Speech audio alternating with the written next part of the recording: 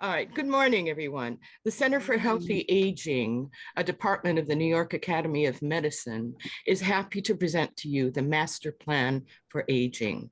Our team, Elana Kieffer, Director, Mario Rubano, Policy Assistant, and me, Carolyn Stem, Project Assistant, will give our presentation entitled Progress in New York and Potential for New Jersey. But before we begin, for those who don't know about us, our mission at the Center for Healthy Aging is to drive progress towards improved health through attaining health equity. Through NIAM's Center for Healthy Aging, we work to improve the health and well-being of current and future aging communities. And why we're here today, we've partnered with Rutgers and the Age Friendly New Jersey on the New Jersey Mapping Project. And earlier this year, we hosted a summit on the pending New York State Master Plan for Aging in June 2022, which was supported by the John A. Hartford Foundation. And now I'd like to introduce to you our director, Elana Kieffer. Thank you so much, Carolyn. So we just wanted to give you a little bit of background so that we have some street credibility for why we're talking to you, even though we're in New York. So I just want to see, okay, we have a good group of people here today, 30 people, that's wonderful. So I can't really see a lot of people, but can we just do a quick show of hands of anyone that has heard about the term Master Plan for Aging? I can't, you know, it actually doesn't matter because I can't see anyways with all my Zoom screening, but good. Okay, this is good, wonderful. So I do see it, wonderful. So as many of you probably know, this initiative was started in the state of California, and they've already gone through their process. They have their 10-year master plan for aging going already, and I'll tell you more about it very shortly. And now all these other states are saying, hey, we want a master plan for aging in our state too. So this is a press release from California. Mario, you can go to the next slide. And Mario, can you also just put on the closed captions for anyone if you haven't yet? Thank you. So it says here that it's already enabled. Oh, it is. Then it's on. Then we're great. Wonderful. Right. Yes, yes. Fabulous. So New York State also, you know, I think there's sometimes some competition between California and New York. So New York was like, we definitely want one for our very large state. And so Governor Hochul in New York, in her State of the State address back in January, said, yes, we are going to have a master plan for aging, and we are going to put some money behind it. And that's what this press release is from. This is from February, as you can see. And so now the work has begun almost to have a master plan for aging in New York. And so we are waiting any day now. There will be an executive order from Governor Kathy Hochul officially saying that New York will have a master plan for aging process, and this is how the process will work. And as Carolyn had mentioned prior to that, in June, we hosted an event funded by the John A. Hartford Foundation to get people talking. We know this MPA is coming. What can we do as invested stakeholders in this work to make sure that all of our varied interests are going to be represented in this master plan for aging? Next slide. So we want to very briefly just kind of give you some bullet points of what this master plan for aging is. You can see here, it's cross-sector, it's led by the state. Government is a very important part of it on all different levels. Typically, it's going to be 10 years or longer, what this plan will look like. And you can see kind of themes that we've already been hearing this morning, you know, public-private partnerships, as I said, all different levels of government, and really hearing from many different members of both the professional and the lay community on what will go into this MPA. Most of the information we're giving you today is from a toolkit called Getting Started with the Master Plan for Aging. So I imagine these slides will be available. You can easily get them. It was developed by the Center for Healthcare Strategies in partnership with SCAN Foundation in California, and I'm sure others as well. So that's kind of broadly speaking what it is. Next slide. And this toolkit also shows, and that's why we're here to hear from you all today, is what are kind of steps that states, communities and states can take to start the MPA process in your state.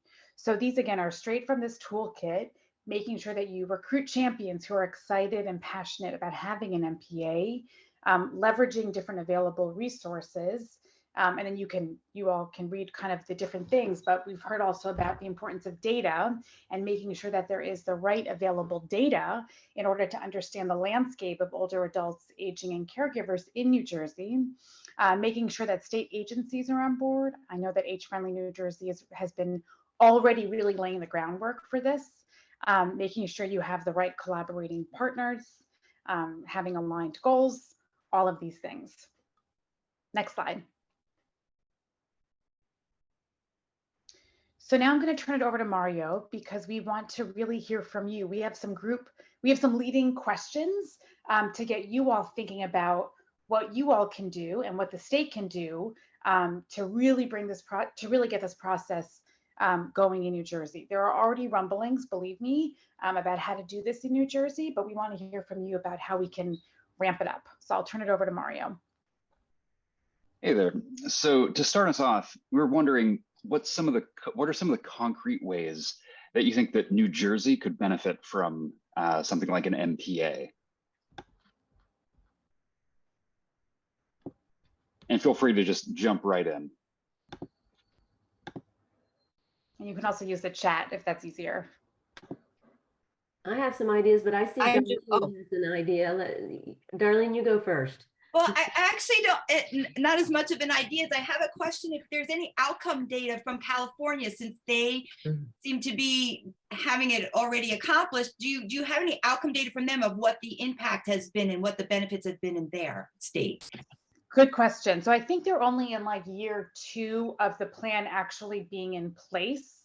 So they're very much kind of still early in that process, but I'm going to put in the chat the California kind of master plan for aging website. There's a ton of information on there. And I know that they are really kind of trying to track data. So I think there is a dashboard through which you can kind of track progress as they go. But as Elana mentioned, it's a year and a half or 2 years in. So there's nothing to show in terms of clear results, but you can watch it kind of in real time to some degree. The question is, how would this help? And for me, I think it will help when we can look at the policies and practices with an eye on how they impact or interface with older adults. So for the state, I mean, they have a plethora of great programs that can help older adults, but communication and application processes, how to get to these things are never really done, I think, with a focus on how an older adult will be able to get these programs. So, when you have a master plan where everybody's saying, okay, these are the steps we have to take when we're developing a new program. We've got a rollout now of a program on property tax relief. It's so confusing. And I look at this and I think, where did they miss the ball on trying to really communicate how this program is going to work? So, yeah. Okay. No, you're right on the money with that. This idea of kind of limiting silos for all of the different sectors that need to be involved in something like this, and really facilitating some effective communication for all these many different moving parts. That's kind of the core of an MPA. Mm-hmm. I'd like to concur that the communication issue is extremely important, especially because we're moving away from institutionalized living as we age and more to aging in place. This has got to be a public-private partnership. Aging in place is wonderful as long as my generation is robust, but there comes a point of frailty where there's got to be a social network. And there's got to be a communication about how that network works and how you get it down to the actual homes of the people who are aging in place. There's one other issue. New Jersey is a home rule state. We tend to live in little silos, as you said. And so a lot of the money that exists at the state level never makes it down to the individualized communities where there are actually programs, but there is no real chain. Even though there are county facilities, it just doesn't make it down into the community. This is a really big problem. Yeah, I think Anne is right on that. We are so siloed with what 550, 60 communities doing it 550 different ways.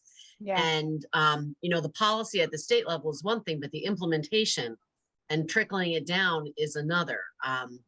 So I think that the discussions on master plan can't just be at this high level on what the state wants to do.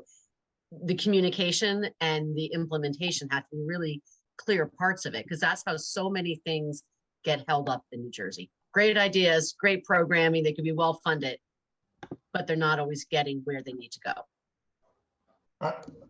I'm just wondering, Kathy mentioned trickling down. What impressed me about what you guys are doing in Northern New Jersey is that this is stuff that should be trickling up. And True. I'm wondering how much master planners are getting the granular data from your day-to-day experiences that they may not have when you just look at a big spreadsheet. And I think, I don't know how we pass through. I guess this conference is one way, but I just hope that the master plan in New York and the master plan, other master plans, really take into account the day-to-day experiences that some of you are doing in a very pioneering and important way. And I just want to thank you. I totally agree. And I just want to address Sherry's question about end of life planning. It's one of my favorite topics.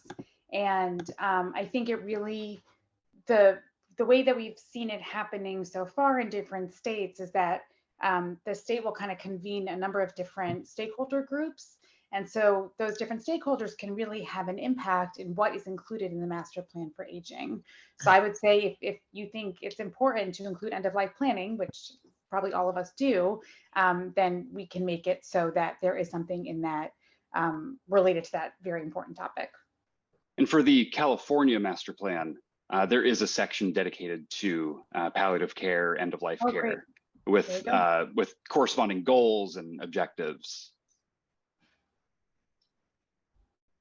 So to keep this conversation going, we're wondering if there are any existing groups that come to mind, organizations or initiatives that can be useful in this process. And we'd encourage you to think broadly, as out of the box as you can, because the MPA, it's a bold, innovative initiative, and the ideas and systems that make it up should be equally as bold and innovative. And so you could think of arts and culture organizations, higher education, rural health organizations, primary care. What things come to mind?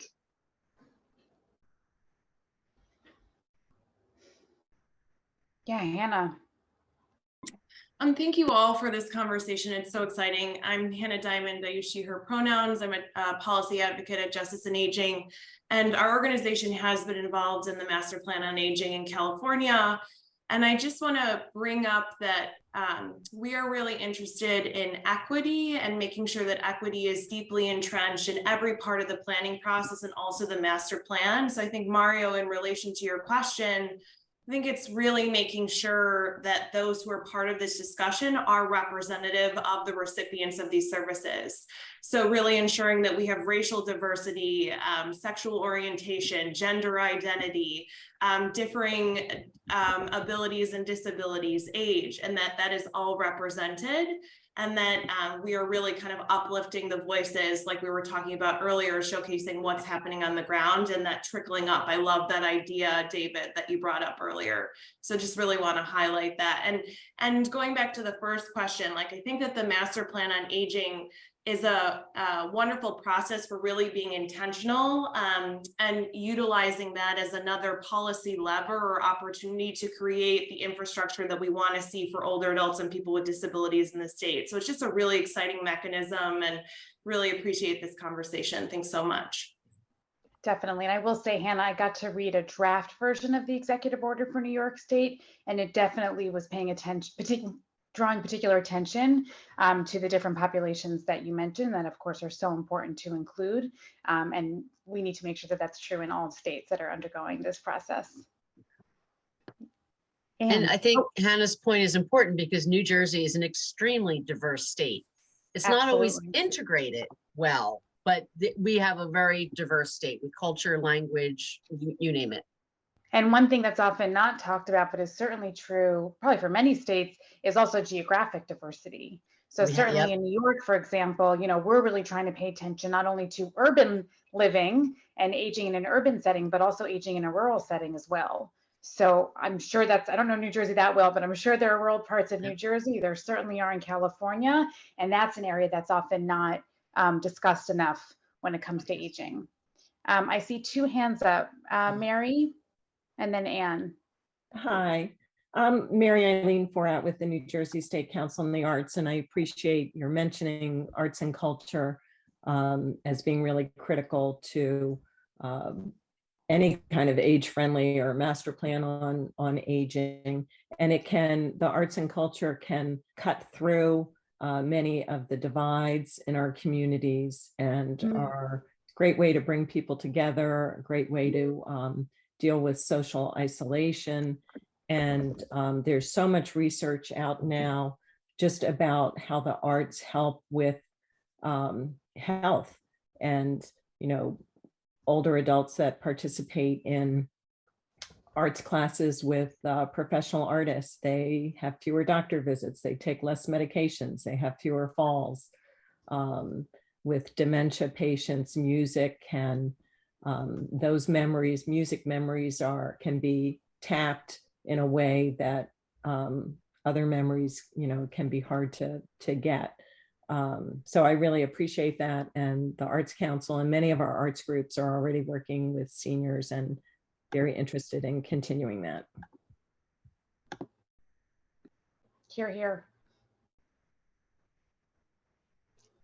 Anne, you're on mute.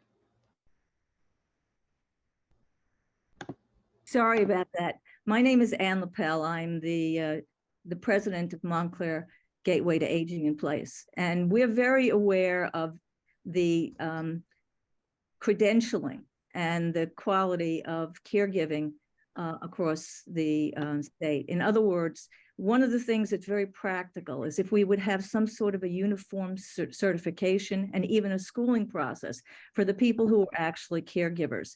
As the number of assistive technologies increases to make aging in place work, you've got to have caregivers who know how to operate these assistive technologies. You've got to have caregivers who are empowered to do more than just change diapers. So this is something that I think could be integrated into a master plan where we actually have a curriculum in the county college level for a certification program for the caregivers who will help our people age in place. Absolutely. I think Sheila. that's great. That's a great idea. Thanks. I'm Sheila Brogan. I'm Age Friendly Ridgewood. I wondered if you could just detail briefly the process for doing the master plan. So you have the governor, giving you the go ahead. So what are the next steps and how long a process is it, would you say? So I don't know the exact details in California, but the way it's looking in New York is that once the executive order is issued, that the state has between 18 and 24 months to put together a comprehensive plan.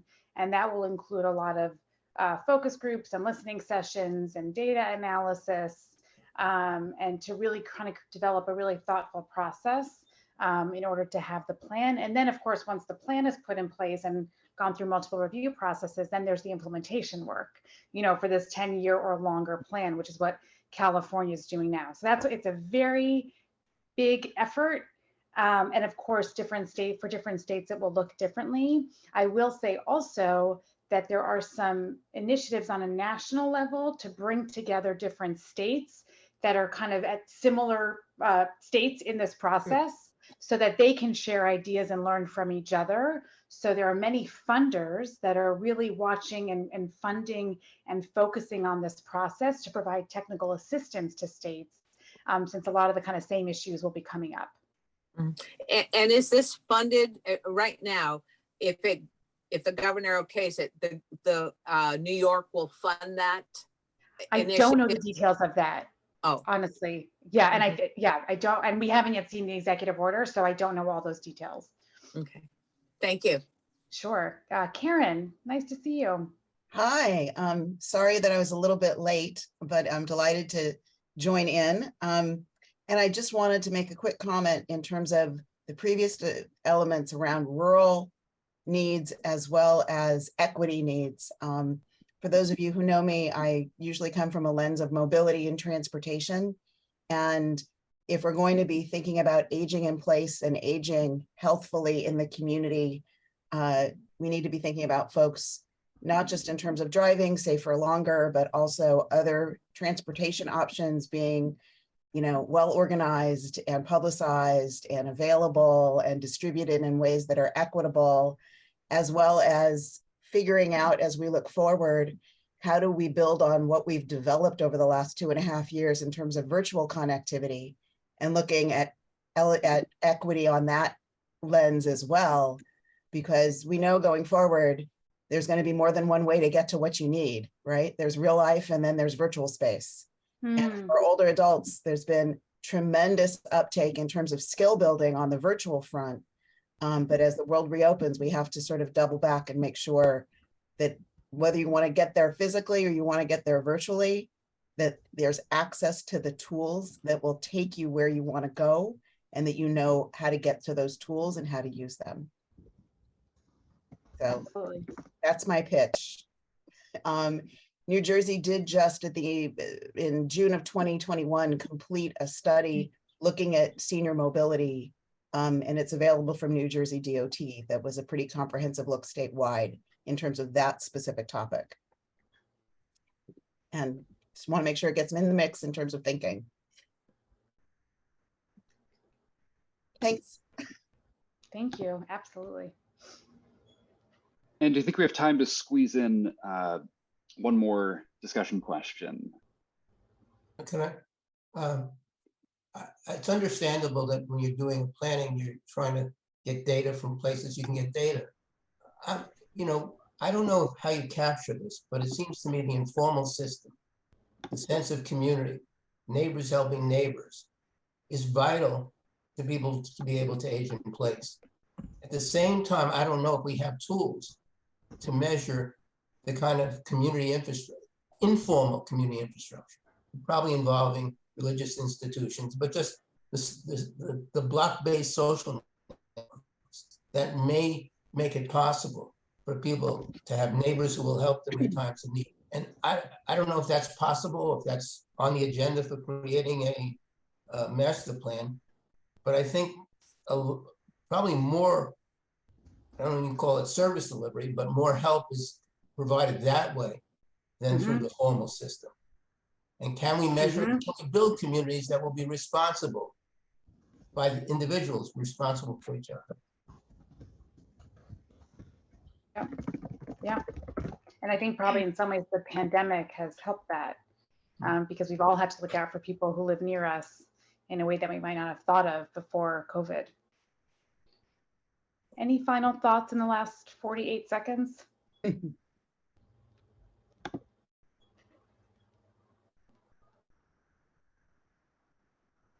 Well, we're going to give everybody 5 minutes to get their coffee refilled, take a bathroom break.